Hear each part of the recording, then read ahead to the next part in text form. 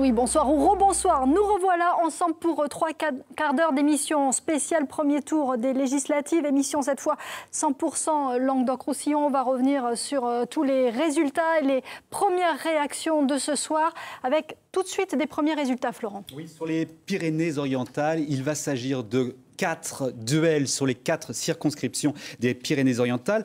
Dans la première circonscription des Pyrénées-Orientales, celle de Perpignan, eh bien, c'est Romain Gros, La République En Marche, qui arrive en première position avec 31,75% des voix devant Alexandre Bollot, le jeune candidat du Front National, 20,26%. Daniel Mac pour les Républicains et Alain Mie pour la France Insoumise arrivent ensuite, mais ne sont pas qualifiés pour le deuxième tour. Dans la deuxième circonscription des Pyrénées-Orientales, eh bien là, il s'agit encore une fois d'un duel. En ballottage, Louis Alliot arrive en première position, le candidat du FN, avec 30,8% des voix, devant Christine Esper de La République En Marche, qui totalise 29,11% des voix. Le député sortant, le républicain Fernand Ciré, est éliminé.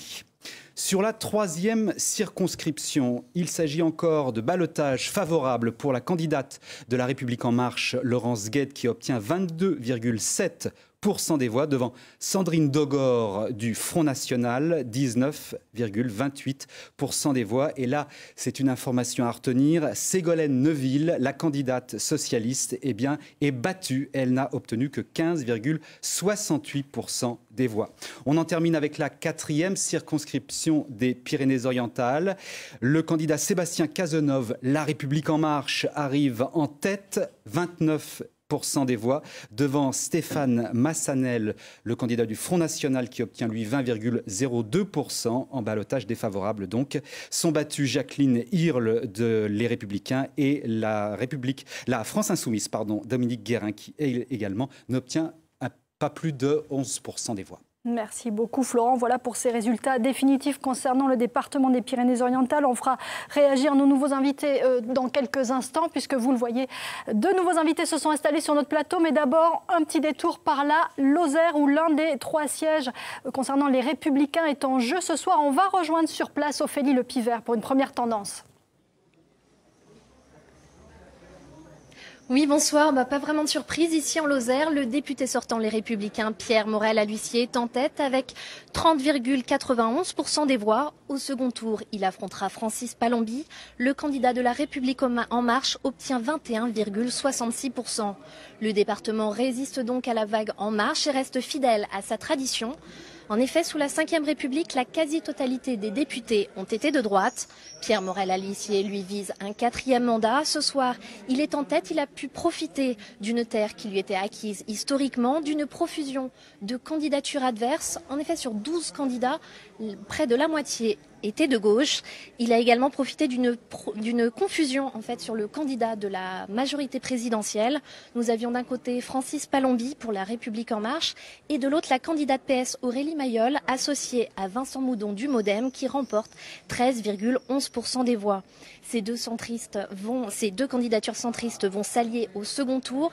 La bataille est donc loin d'être gagnée pour le député sortant, que nous retrouverons ici dans quelques instants en direct.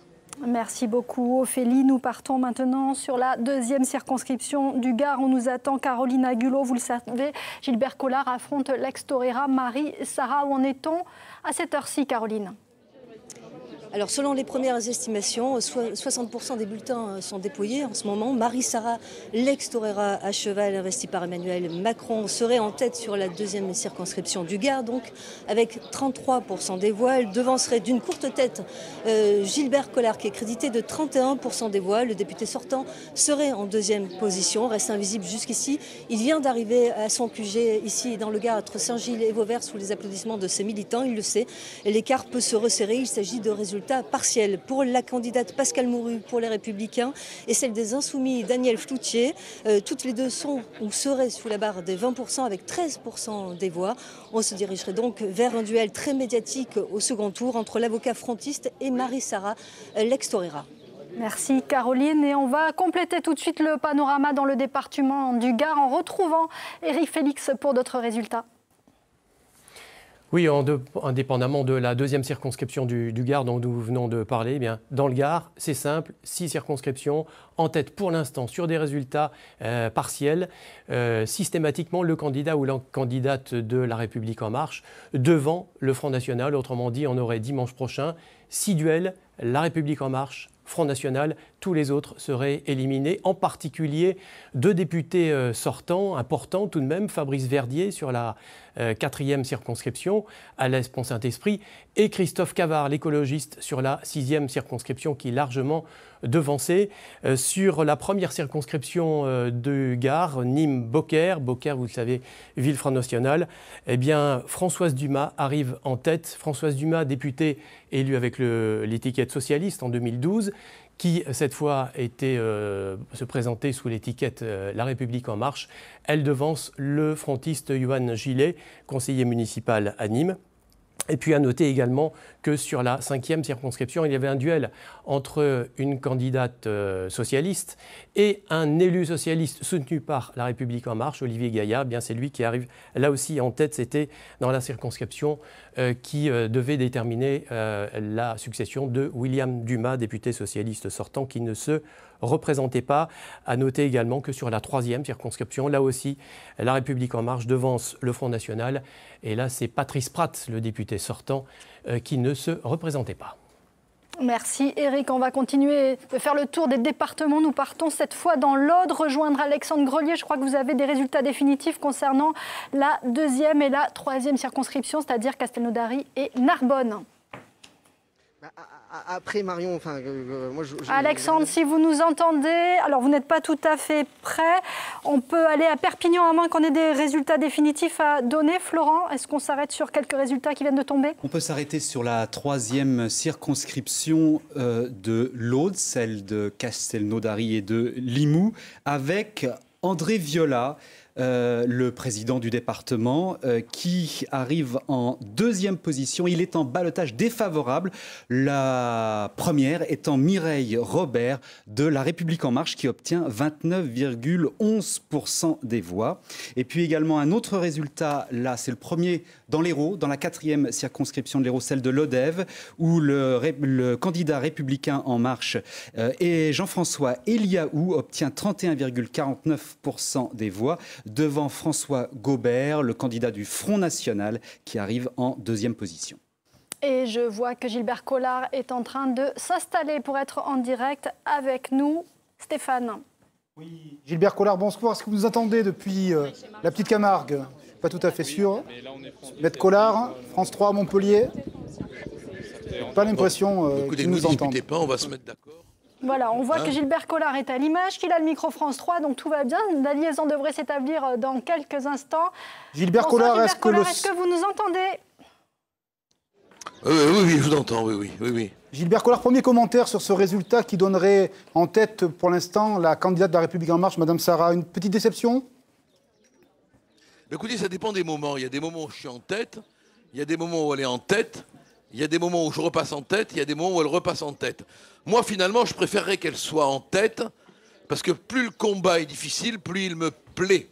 Et j'ai très envie de mobiliser tous nos électeurs qui ne sont pas venus voter pour qu'ils viennent voter, parce qu'il faut faire barrage à ce Parlement de somnambules que veut M. Macron. Bon, donc j'invite, moi, tous nos électeurs qui n'ont pas voté à venir voter. Et j'invite aussi tous les électeurs qui n'ont pas voté à venir voter, parce que la démocratie, c'est aussi qu'il n'y ait pas un taux d'abstention aussi important. Gilbert Collard, c'était tout de même pas le scénario que vous rêviez avant cette bataille législative. On pensait que vous étiez dans un fief beaucoup plus confortable pour vos couleurs. Mais écoutez, moi je suis prêt à me battre dans n'importe quelle condition. Il n'y a pas de fief, on n'est pas en monarchie, monsieur. Moi je trouve que c'est très bien qu'on ait un affrontement, et je trouve que c'est très bien que je sois un peu en difficulté. Ça me motive. Le contraire m'aurait endormi, voyez-vous. Comment ça va se jouer la semaine prochaine? Quel est le thème de campagne? C'est non à M. Macron, non à une chambre horizon bleu, comme on aurait dit sous la Troisième République? Ou bleu horizon? C'était la chambre... Bleu horizon. C'était la chambre bleu horizon, oui. C'était une chambre de héros de la guerre, hein. C'était pas la même chose, bon. Hein. Non, mais je vais dire aux Républicains qu'ils ne vont quand même pas voter pour la représentante de M. Macron qui a assassiné M. Fillon, hein, et qui a tué leur parti. Et au front de gauche, je vais leur dire que s'ils veulent la loi Macron, s'ils veulent le droit du travail par ordonnance, s'ils veulent l'application de toutes les mesures les plus autoritaires, eh ben, ils n'ont qu'à voter pour les représentants de Macron. Ils auront un parlement de somnambules. S'ils le veulent, hein, on n'y peut rien.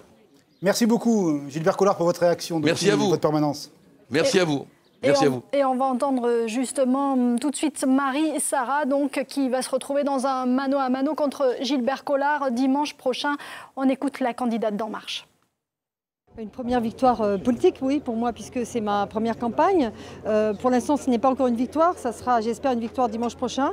Voilà, pour l'instant, c'est un beau combat. Nous sommes sur le terrain. Nous allons continuer à nous battre toute cette semaine avec rigueur et travail, à l'écoute des gens. Et j'espère arriver à une victoire dimanche prochain, oui. Est-ce que vous avez déjà parlé à la troisième à Pascal Mourru pour faire éventuellement une alliance? Non, pas encore. Vous savez, je viens juste d'avoir les résultats définitifs. Ils seront d'ailleurs définitifs que demain en préfecture. Donc j'espère pouvoir rassembler derrière moi pour faire barrage au Front National et redonner de la lumière à notre merveilleux pays qu'est le Gard et la Camargue. Alors pour quelqu'un... Et on va pouvoir faire réagir tout de suite à un premier invité. Bonsoir Arnaud Julien. Bonsoir. Vous êtes le secrétaire départemental des Républicains ici dans l'Hérault. Que va faire selon vous la candidate des Républicains dans le Gard, Pascal Mourru? Écoutez, c'est à elle de le déterminer, ce qu'elle fera. Demain matin, nous avons un bureau politique national à 11 h qui va déterminer la ligne des Républicains. En tout cas, moi, je souhaite rendre d'abord hommage à l'ensemble des candidats en Languedoc-Roussillon qui ont mené bataille. Et qui se sont bien battus malgré le résultat qu'on attendait bien sûr pas à cette hauteur. Mais vous feriez quoi, vous, à sa place? Les consignes de M. Barouin qui disait s'il y a un Front National en tête, il faut que les Républicains... Est-ce que ça change ce soir? C'est toujours la grande question, mais laissez-nous digérer un petit peu la défaite. Hein, et demain matin, nos chefs, justement, vont pouvoir s'exprimer après un bureau politique, parce que c'est une concertation, pour justement donner une consigne de vote sur l'ensemble de la France, et pas que dans Languedoc-Roussillon. Je crois que ceci, c'est important de le souligner. Moi, je pense aussi aux députés Ferdinand Siré et Elie Abou, qui malheureusement ne sont pas au second tour, alors qu'ils se sont battus pour leur territoire pendant des années. Et maintenant, je souhaite tout plein de chance maintenant pour le député Pierre Moral-Lucier en Lozère, qui va porter une couleur, quasiment le seul candidat qui va porter une couleur dans l'ex-Languedoc-Roussillon. Et vraiment, j'appelle les électeurs à aller s'exprimer massivement pour lui, parce qu'on ne peut pas avoir un parti unique dans ce pays. On ne peut pas avoir un parti unique. Allez, vous avez parlé de Béziers, ça tombe bien. On y va tout de suite en compagnie de Valérie Cohen pour des résultats définitifs, Valérie. Alors, pas tout à fait définitif, mais des fourchettes qui se confirment un petit peu partout. Comme ici, sur la ville de Béziers, Emmanuel Ménard arriverait en tête avec autour de 37% des voix, suivi par Isabelle Voyer, la candidate de la République En Marche, avec un peu moins de 24%. Et Elie Abou, le député sortant, les Républicains seraient éliminés avec 17% des voix. Et justement, Isabelle Voyer, la candidate de la République En Marche, est avec nous ce soir. Vous êtes une candidate issue de la société civile, comme beaucoup de candidats de la République En Marche. Qu'est-ce qui, selon vous, a fait que vous arrivez ce soir en seconde position sur cette 6e circonscription de Béziers? Écoutez, d'abord parce que je viens de la société civile, mais je suis aussi très connue dans la société civile, assez peu du grand public. Nous avons mené une campagne des plus positives et ensuite nous représentons quand même une force politique qui est extrêmement... je dirais qui donne de l'espoir. Cette circonscription, elle a été souvent un petit peu immobile. Ici, en étant soutenue par la majorité, on sera forcément plus en position et en force pour aider à ce que ce biterroir revive de tout ce qu'il est capable de faire. Et j'ai un énorme espoir pour tous les habitants de cette circonscription.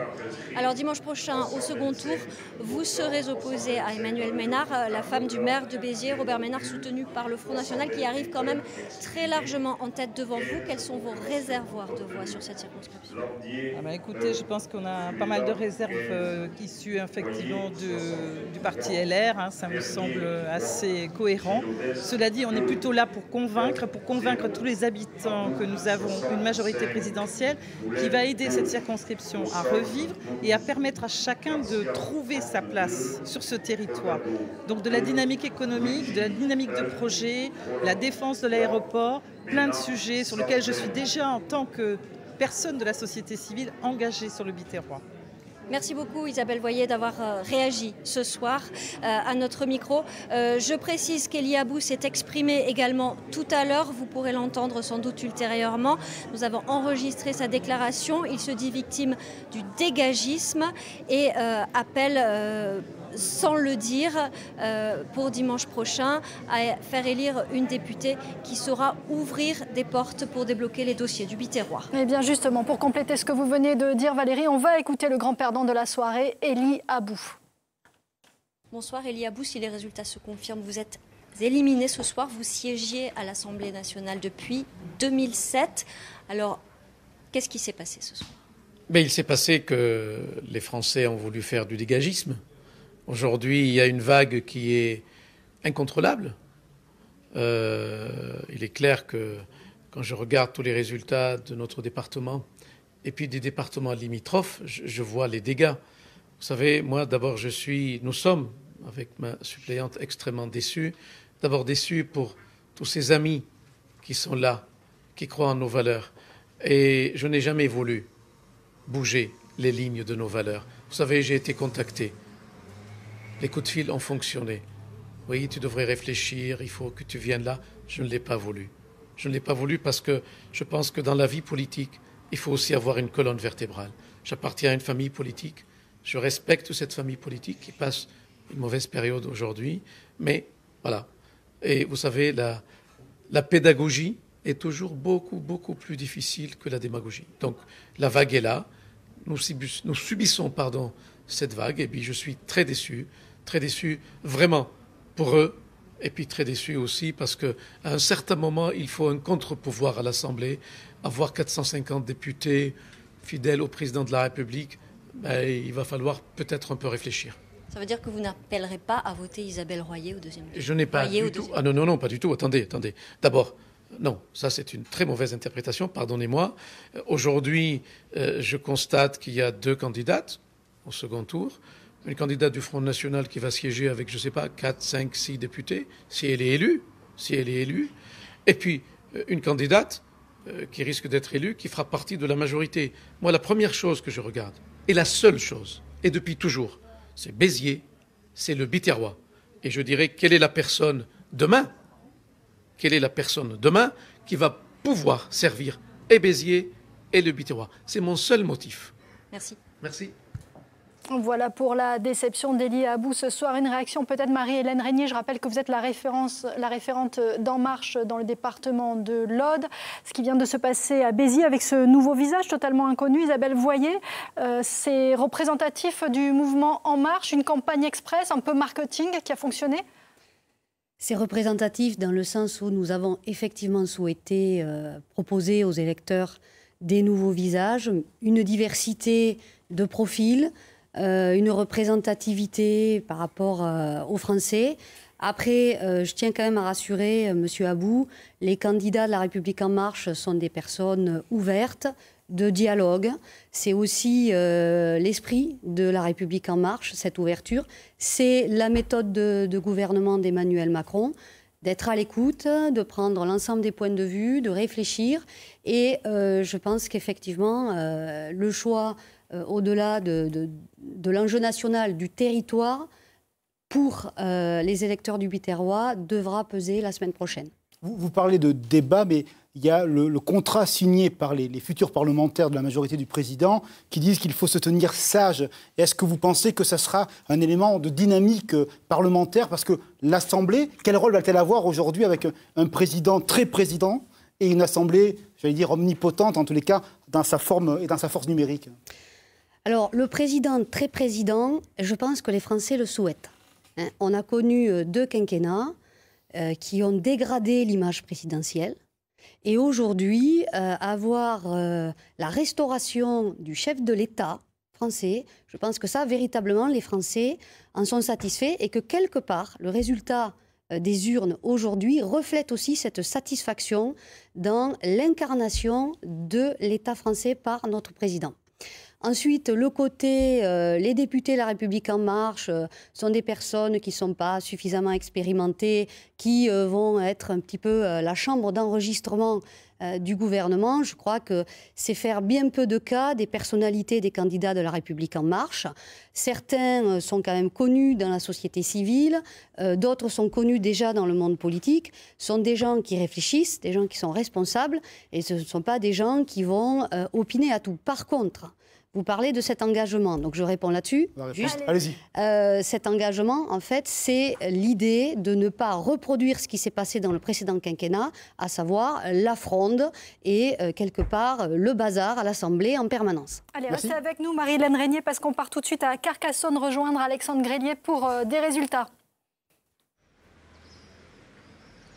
Oui, effectivement, Anne-Sophie, 2 résultats définitifs ici dans l'Aude, avec la 2e circonscription de l'Aude autour de Narbonne et du littoral audois. Alain Péréa, le candidat de La République En Marche, arrive en tête avec 27,32% des suffrages, suivi de Jean-François Darrot, le candidat du Front National, à 19,78. 2e résultat définitif qui nous est parvenu, celui de la 3e circonscription de l'Aude. Là encore, c'est Mireille Robert, la candidate de La République En Marche, le mouvement d'Emmanuel Macron, qui termine en tête avec un petit peu plus de 29% des suffrages exprimés. André Viola, le président du conseil départemental, le candidat socialiste, arrive 2e avec 19,30% des suffrages. C'est un coup de tonnerre ici, puisque pour la première fois, il se profile, depuis fort longtemps, depuis 1992 exactement, il se profile une situation où le département de l'Aude n'aurait pas de député socialiste, excusez-moi, puisque sur la première circonscription, les résultats partiels donnent Daniel Hérin largement en tête à 27% des suffrages, suivi de Christophe Barthès à un petit peu plus de 22%. Merci Alexandre. Allez, priorité aux résultats, et on en a un qui concerne la 7e circonscription de l'Hérault et l'un de nos invités justement. Et notre invité Sébastien Denaja, oui, sur la 7e circonscription de l'Hérault, celle de Agde et de Sète, arrive en première position Christophe Euzet, le candidat de La République En Marche, avec 24,99% des voix, en ballottage avec Myriam Roch, la candidate du Front National, qui elle réalise un score de 23,67%. Sont éliminés ensuite la candidate Laurence Mind, les Républicains, et donc Sébastien Denaja, le député sortant socialiste, qui réalise 12,43% des voix, qui est battu. Qui est avec nous ce soir. J'imagine que votre déception est très grande. Est-ce que vous êtes surpris ? Pas du tout, non, moi écoutez, je suis battu, mais pas du tout abattu. Vous savez, j'ai 38 ans, donc la vie devant moi. Moi, surtout, j'en profite parce que des militants socialistes, des militants de gauche, des communistes, des écologistes, des citoyens nous regardent. Et je veux leur dire, ne soyez pas tristes. Nous accusons une lourde défaite, elle est historique, mais il y a tout à reconstruire et c'est finalement un challenge absolument magnifique qu'il nous faudra relever. C'est mieux de tomber très bas pour repartir ? Bah oui, parfois il faut tomber très bas pour reconstruire patiemment, pierre après pierre, avec toute la gauche, je l'espère, parce que je vais vous dire une chose. Emmanuel Macron, je le connais bien. Et si j'ai refusé de céder à ces sirènes il y a plus d'1 an et demi quand il est venu me chercher, parce qu'il fallait trahir François Hollande d'abord, ou quand il y a quelques semaines on m'a fait miroiter une investiture En Marche, si j'ai refusé, c'est parce qu'Emmanuel Macron, c'est la droite libérale. Et donc moi je pense qu'à gauche il y a quelque chose à reconstruire, et donc pour ma génération c'est un enjeu extraordinaire, parce qu'effectivement le rouleau compresseur d'En Marche ce soir, il est là, d'accord, il y a une vague. Ce que je note, c'est que dans ma propre circonscription, le FN et Emmanuel Macron, son candidat qui arrive de Perpignan il y a 3 semaines, on lui souhaite la bienvenue chez nous, il sera peut-être le prochain député, je n'en sais rien. En tout cas, ce que je sais, c'est qu'il ne fait même pas 12,5% des inscrits. Et lorsqu'Emmanuel Macron remontait les Champs-Élysées, il disait essentiellement bonjour aux platanes. Donc ce que je sais aussi, c'est qu'il, même avec une très large majorité, il est face au pays. Et donc là, le pays a besoin d'une gauche qui se reconstruira. Aujourd'hui, nous sommes dans l'humilité, nous sommes en grande fragilité, c'est clair. Mais moi, je vous le dis, la gauche a besoin de se reconstruire et nous allons la reconstruire. Et c'est le message d'espoir que je veux donner aussi dès ce soir à mes concitoyens, parce que je ne suis pas certain que si jamais Emmanuel Macron avait à essuyer un certain nombre de désagréments politiques, eh bien nos concitoyens ne se tournent alors en 2022 vers le Front National. Monsieur Denaja, est-ce que vous appelez à voter pour Monsieur Euzet, le candidat de Monsieur Macron sur ce territoire, cette Moi, je suis le seul député socialiste de l'Hérault qui a fait un rassemblement citoyen entre les 2 tours appelant explicitement à voter Emmanuel Macron. J'ai fourni des assesseurs dans les bureaux de vote pour Emmanuel Macron. Donc la réponse est positive. Donc écoutez, franchement, ne me posez pas cette question. Main tendue avec Monsieur Monsieur Denaja qui veut reconstruire la gauche. Vous êtes avec lui dans la partie pour la reconstruction ou déjà, faut arrêter de faire dire aux mots, de changer le sens des mots, parce que c'est ce qui contribue aussi à ce que les gens n'y comprennent plus rien, se sentent trahis et ils n'ont pas tout à fait tort. Quand on dit qu'on veut dialoguer, etc., et qu'on veut gouverner autrement, et qu'on dit que dès cet été, il va y avoir les ordonnances qui vont fracasser la vie des gens. Je vous parle de M. Denaja, là. Oui, vous non, noté, mais moi, je vous parle du sens des mots. Donc la gauche, il faut savoir ce que c'est. Voilà. Donc M. Macron, c'est pas la gauche. Non, M. Denaja, M. Macron, c'est pas la gauche. M. Denaja, c'est la gauche ou pas? M. Macron, c'est la droite. Est-ce que M. Denaja, c'est la gauche? Libéral. Arnaud Julien n'est pas d'accord. Vous êtes des conservateurs, lui, c'est un libéral. Allez-y, Madame Ressillier, on vous a coupé. Franchement, j'en suis pas certaine. Moi, j'attends d'avoir des débats sur des programmes, sur des projets, sur des idées, et pas sans arrêt comme ça sur des concepts ou sur des belles phrases. Je crois qu'il faut arrêter de se gargariser entre nous, parce que si les gens ne vont pas voter, c'est pas simplement parce que ce sont des imbéciles, c'est parce qu'ils sont dégoûtés, c'est parce qu'on leur ment. Pourquoi ils ont beaucoup voté, M. Mélenchon, il y a un mois, ils ne sont pas allés voter aussi massivement pour vous cette fois-ci? Qu'est-ce qui s'est passé un mois? Parce qu'ils sont dégoûtés, parce qu'on sait très bien, d'abord il y en a beaucoup dont c'était le premier engagement politique et le premier combat, c'est un mouvement qui était jeune, et ça a été une campagne très belle, et les gens, c'est dur aussi de prendre les échecs, et quand on vous dit après partout dans les médias, de toute façon c'est pas la peine d'y aller, en deuxième tour on avait un choix qui n'était pas très, c'était pas très enthousiasmant, donc les gens en partie l'ont fait, en partie non, voilà. Et là qu'est-ce qu'on leur dit maintenant? On leur dit maintenant il va y avoir les législatives, mais ne vous inquiétez pas parce que c'est déjà acquis, c'est déjà fait, c'est En Marche qui aura la majorité écrasante. Donc on n'est pas le et programme, en plus, quand il l'aura, il va gouverner par ordonnance. Mais pourquoi voulez-vous que les gens se disent j'ai intérêt à y aller? Et en même temps, moi je dis aux gens, faites attention parce que c'est un piège. Parce que tant que vous n'irez pas voter dans l'isoloir, votre voix, elle vaut celle de Macron. Elle vaut celle du Front National que nous combattons tous et qui sera toujours notre ennemi. Et en n'y allant pas, vous les servez, vous leur permettez de rester au pouvoir. Allez voter, prenez les clés, bougez-vous et engagez-vous au-delà du vote. C'est important, engagez-vous vers des valeurs humanistes, vous l'avez prouvé au présidentiel, écologistes, humanistes et solidaires, que nous défendrons toujours. Merci beaucoup. Mais n'abandonnez pas. On continuera la discussion sur le plateau. Peut-être un résultat avant de partir à Perpignan, Florent. Il y a un résultat dans l'Hérault, dans la 5e circonscription, celle de Clermont-Lérault, de Saint-Pons-de-Thomières, où le candidat de La République En Marche, Philippe Huppé, est en ballottage favorable avec 28,56% des voix devant Gilles Hardina du Front National. Pierre Pollard arrive en 3e position, mais est battu. Le candidat de la France Insoumise qui obtient 16,86% des voix. Et je vous le disais, nous partons à Perpignan rejoindre Olivier Meyer pour d'autres informations. Olivier ? Oui, Anne-Sophie, avec tout d'abord une grosse surprise, c'est l'élimination de Ségolène Neuville, l'ex-secrétaire d'État ne sera pas présente au second tour. Elle ne s'est pas qualifiée. C'est une grosse déception pour le Parti socialiste qui n'aura plus de députés donc à l'Assemblée nationale. Pas de députés non plus pour les Républicains, puisque vous le savez, Fernand Siré n'est pas qualifié. Quant à Daniel Mac, qui était candidat dans la première circonscription, il a annoncé ce soir son retrait de la vie politique. Il restera simplement maire de Poyestre. Dans les Pyrénées-Orientales, nous aurons 4 duels, donc au second tour. À chaque fois, ils opposeront un candidat En Marche à un candidat du Front National. À chaque fois, c'est le candidat En Marche qui est arrivé en tête, sauf dans la 2e circonscription, celle de Louis Alliot, où là, c'est Louis Alliot qui est arrivé en tête. Vous le savez, La République En Marche, ce sont de nouveaux visages. Symbole de ces nouveaux visages, les voici. Sébastien Cazeneuve, candidat dans la 3e circonscription avec sa suppléante. Dans la 4e, pardon, avec sa suppléante. Bonsoir. On ne vous attendait pas, clairement, à ce niveau-là?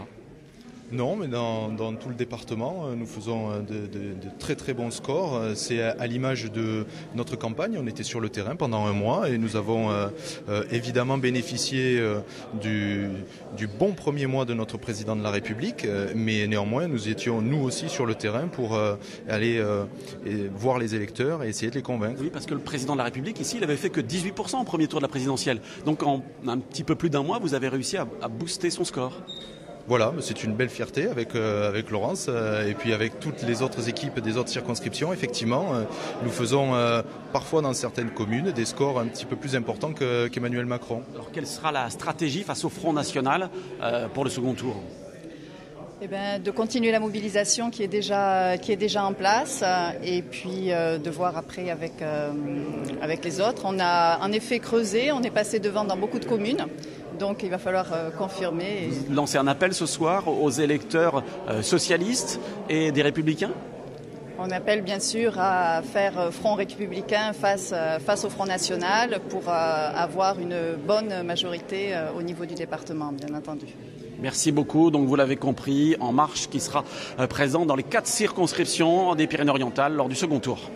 Oui, merci Olivier. Je vous propose maintenant d'écouter l'ex-secrétaire d'État Ségolène Neuville, battue donc sur la 3e circonscription des Pyrénées-Orientales, Prades-Montlouis. On écoute. Oui, bien sûr, c'est une déception parce que cette 3e circonscription des Pyrénées-Orientales, j'ai vraiment une passion pour ce territoire et puis il y a eu beaucoup de travail accompli. Mais bon, il y a une vague au niveau national, une vague que même certains désignent comme un tsunami. Donc il y a un moment, on est emporté par le tsunami. On a fait, Robert Olive et moi, finalement un score de 16%. Qui est honorable par rapport à la moyenne nationale du Parti socialiste. Et maintenant, bien, ce qui est important, c'est de poursuivre ce travail, à la fois comme élu socialiste au département, et puis Robert comme maire, président de la communauté de communes. Voilà, cette 3e circonscription seront donc opposées dimanche prochain une candidate En Marche et une candidate Front National. On va aller faire un petit tour par la rédaction de France 3 Montpellier où nous attend Fabrice Dubaud pour les infos web.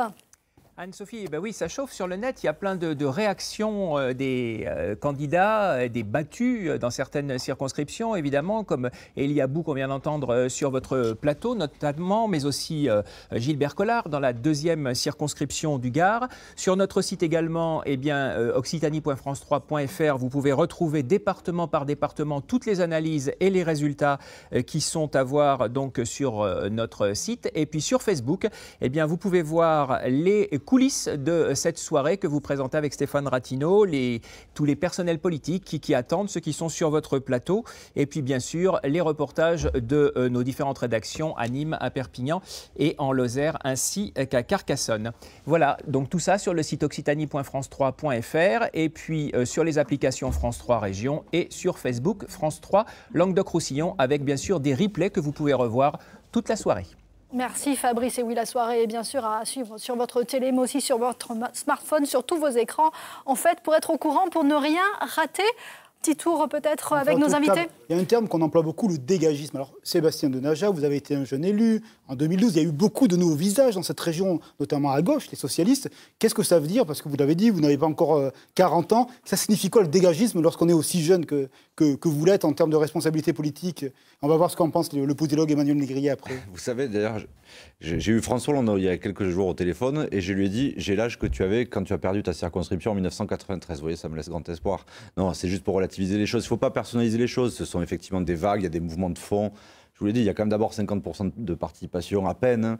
Il y a des candidats qui arrivent en tête mais qui ne font même pas 12 000 inscrits. Moi, par exemple, dans ma circonscription, les candidats qui sont en tête, ils font presque 10 000 voix de moins que moi en 2012. Donc, attention, parce qu'après, ça veut dire aussi le désintérêt des hommes et des femmes. Donc, le dégagisme, je ne sais pas.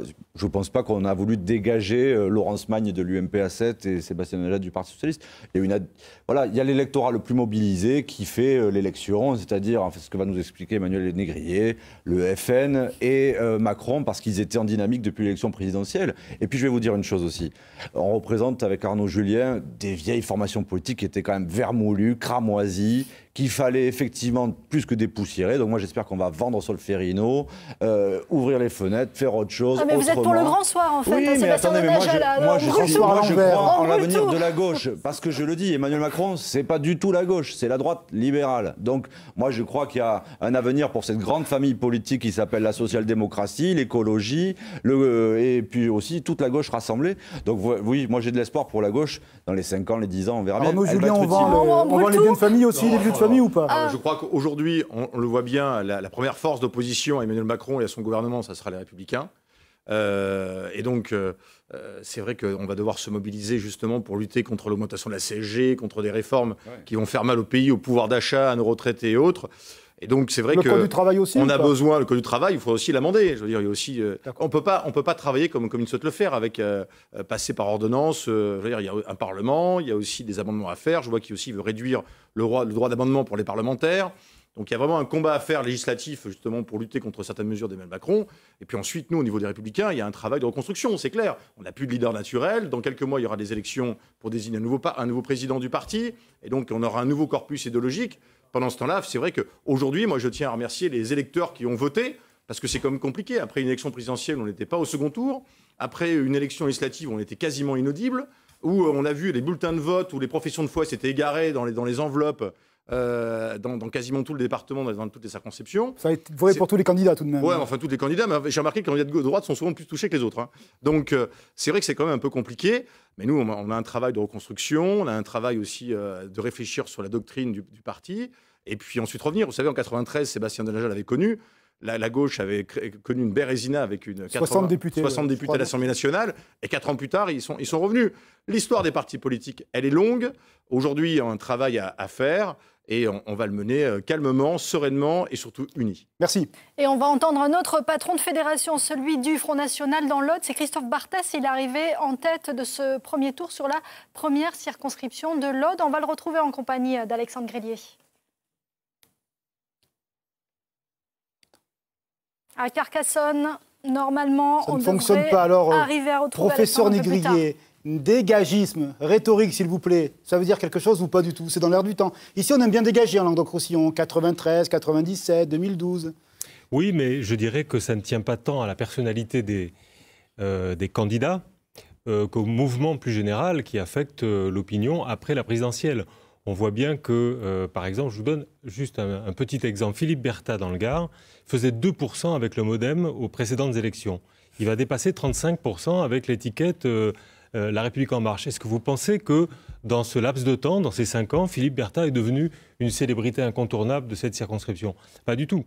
Donc c'est la claire victoire de l'événement. Il y a deux preuves de ça.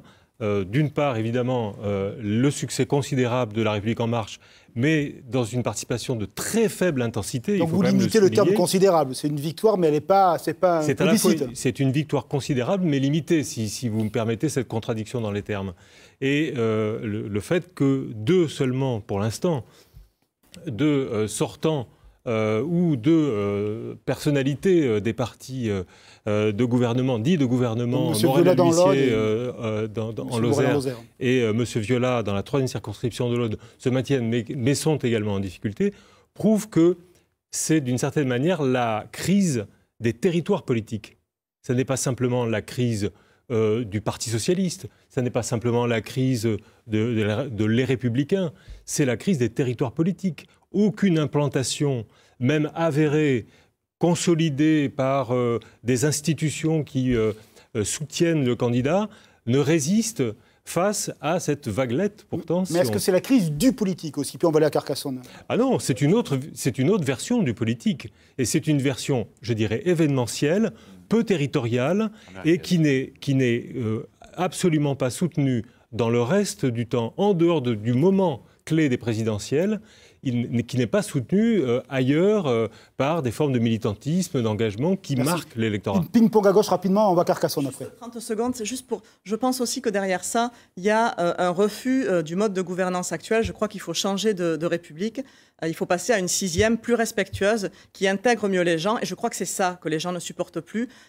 C'est une démocratie, en fait, qui est en faillite. Et je crois que si on ne la rénove pas, si on ne fait pas attention à ça, alors oui, tout va dégager. Parce que les gens sont en colère, les gens ont l'impression d'être humiliés. C'est pas qu'une impression souvent, ils sont méprisés. Et si on ne les remet pas dans le jeu démocratique, en les respectant, en leur donnant toute leur place et en changeant de République, en les intégrant, alors oui, tout le monde va dégager. Et je crois que ce n'est pas juste une mode comme ça ou un phénomène, ça traduit quelque chose de profond dans la société qui a eu lieu dans d'autres pays. Donc il faut en prendre la mesure. Allez, comme promis, nous partons maintenant à Carcassonne, retrouver Alexandre Grélier en compagnie de Christophe Barthès qui est arrivé 2e. Je corrige, derrière la candidate En Marche, Danielle Hérin. Oui, tout à fait. Je suis donc effectivement avec Christophe Barthès qui a terminé 2e sur la première circonscription de l'Aude. Petit rappel, sur la 2e circonscription de l'Aude, c'est Alain Péréa, le candidat de La République En Marche, qui termine en tête devant Jean-François Darrot, le candidat du Front National. Et dans la 3e circonscription de l'Aude, il s'agit de Mireille Robert, la candidate là aussi de La République En Marche, qui termine en tête devant André Viola. Alors, celui qui a quand même quelques raisons d'être satisfait ce soir, c'est Christophe Barthès, qualifié pour le second tour. Christophe Barthès, vous êtes qualifié pour le second tour, mais le résultat est peut-être pas à la hauteur de vos espérances. Mais nous espérons toujours faire mieux, bien sûr, bien entendu. Mais nous sommes heureux d'être sélectionnés pour ce 2e tour. Voilà, très heureux. 5 points nous séparent de la candidate d'En Marche. Je pense que nous avons des réserves de voix, des gens qui ne sont pas allés voter. Nous allons mobiliser notre électorat qui s'est abstenu pour ce tour et voilà. Très bien. Alors, il n'y aura pas de triangulaire sur le département. Est-ce que c'est pas quelque chose qui peut vous empêcher de gagner ce second tour? Bien entendu, une triangulaire aurait été parfaite. Nous aurions été plus contents d'une triangulaire, mais nous nous contenterons d'un duel. Et je pense, encore une fois, que nous pouvons gagner. Le Front National avait quasi systématiquement terminé en tête de tous les derniers scrutins et s'imposait de plus en plus comme le premier parti de ce département. Est-ce qu'on peut encore aujourd'hui dire que le Front National est le premier parti du département de l'Aude? Je pense que nous sommes le premier parti du département de l'Aude, puisque nous avons quand même été victimes, comme les autres, d'une macronité aiguë, bien entendu, comme dans toute la France. Mais nous avons un socle que nous maintenons et voilà, nous sommes contents de ça et nous sommes confiants pour la suite des événements. Bon, on verra si la suite des événements donne raison à Christophe Barthès qui, je vous le rappelle, est le patron de la fédération du Front National ici dans l'Aude et candidat sur la première circonscription. Tout à fait, merci beaucoup Alexandre. Il nous reste 4 minutes d'émission. On va tout de suite en Lozère rejoindre Ophélie Lepivert. Avec vous, le député sortant Pierre Morel à l'huissier, Ophélie. Oui, c'est ça, Pierre Morel à l'huissier qui est le candidat Les Républicains. Il termine premier à ce premier tour des élections législatives avec 30,91% des voix. Pierre Morel à l'huissier, bonsoir. Bonsoir. Alors, vous terminez premier, la Lozère résiste à la vague En Marche. Votre réaction ? C'est plutôt un plaisir personnel et une satisfaction puisque je suis député depuis 15 ans de ce département. Je suis en tête dans pratiquement toutes les communes de Lozère et je fais une campagne de contact avec beaucoup d'intérêt avec les citoyens et donc voilà, c'est une très grande satisfaction. Le second est à 10 points de moi, donc voilà. En plus, il y a une dynamique nationale compliquée, donc pour moi, c'est quand même une grande satisfaction. Le second, donc vous l'avez dit, 10 points de moins, mais c'est le candidat La République En Marche. Ce soir, il a été rallié par Aurélie Mayol et Vincent Mouton, qui étaient troisième. Il y a un vrai danger pour vous ? Le second tour sera très différent. On a donc maintenant un binôme, on a Morel-Palombi au second tour. 10 candidats qui ne se présentent plus. Aurélie Mayol a fait un score exécrable, 13%. Elle a changé beaucoup, elle a varié beaucoup dans son appartenance au Parti socialiste ou pas. Donc à un moment donné, voilà, il y a une sanction lorsqu'on n'est pas clair. J'ai toujours été très clair dans mes conceptions. Le second tour débute demain. Je dirai très clairement aux Lozériennes et aux Lozériens ce que je souhaite pour ce pays et ce département. Merci Pierre Morel à l'huissier. Merci Ophélie. Allez, tout de suite, 2 résultats supplémentaires, Florent. Oui, alors un définitif. Dans la 2e circonscription du Gard, on en attendait évidemment beaucoup de savoir comment allait se passer ce duel entre Gilbert Collard et Marie Sarah. Eh bien, il n'y a que 48 voix qui les séparent. Gilbert Collard, le candidat du Front National, arrive en première position avec 32,27% des voix et Marie Sarah en ballottage, donc défavorable, mais seulement avec 32,16%, 48 voix les séparent. Il y a également des résultats partiels sur la première circonscription du Gard, celle de Françoise Dumas, la députée sortante PS, qui est devenue candidate de La République En Marche. Elle est en tête avec 29,3% des voix devant le candidat du Front National, Johan Gillet, 25,1% des voix. Merci Florent. Je vois que le professeur Négrier note des tas de choses sur son carnet. Vous faites les comptes ?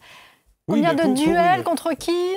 Pour une des régions où Emmanuel Macron avait fait un score finalement très modéré, on s'achemine vers 20 duels sur 23. La République En Marche, Front National, ce qui est évidemment une situation extrêmement favorable aux candidats de La République En Marche. Et ensuite, un duel La République En Marche PS, un duel La République En Marche Les Républicains et peut-être un duel La République En Marche La France Insoumise, puisque nous ne savons pas quel sera le résultat de la seconde circonscription de l'Hérault. Et oui, ce sera tout l'enjeu justement de notre prochain rendez-vous, puisqu'on va avoir certainement les résultats qui vont commencer à tomber du côté de Montpellier. Et Stéphanie Janin invitée. Et Stéphanie Janin qui est invitée, c'est la 2e circonscription.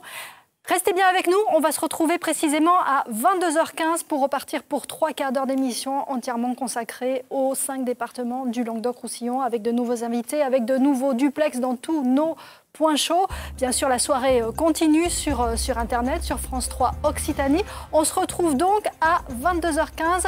Ne bougez pas, à tout à l'heure.